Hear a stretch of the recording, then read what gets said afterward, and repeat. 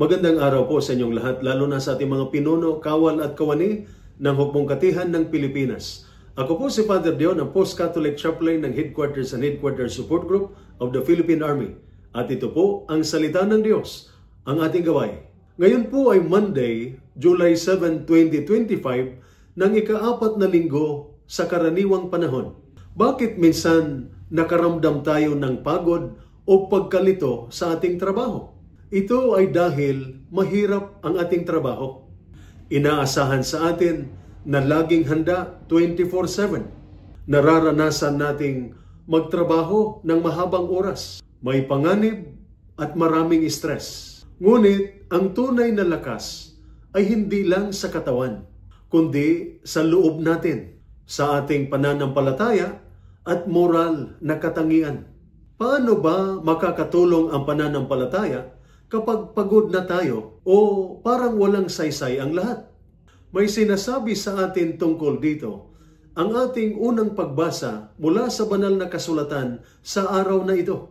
Ayon sa aklat ng Genesis chapter 28, makikita natin si Jacob na pagod at hindi alam ang susunod na gagawin. Ngunit nang siya'y natulog, ipinakita ng Diyos na kasama niya siya sa panaginip.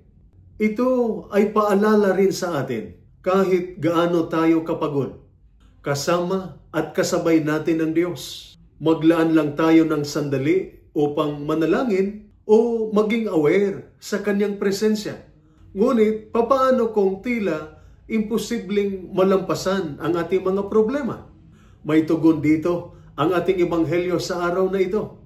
Ayon sa ebanghelyo ni San Mateo, makikita natin si Jesus na nagpapagaling sa babae at binuhay ang anak ni Jairus.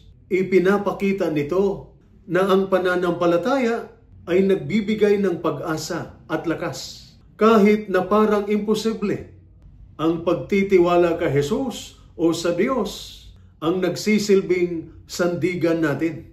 Kaya papaano natin mapapanatili ang kalusugan ng ating isipan at puso araw-araw?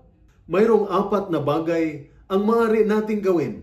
Una, maglaan ng ilang minuto araw-araw upang manalangin o magmuni-muni. Nakakatulong ito para mag-reset at makareconnect sa Diyos. Pangalawa, manatiling tapat sa ating mga moral na prinsipyo. Ang paggawa ng tama ay nagpapatibay sa atin. Pangatlo, magbigay suporta sa isa't isa. Makipag-usap, magbahagi ng problema, at magtulungan.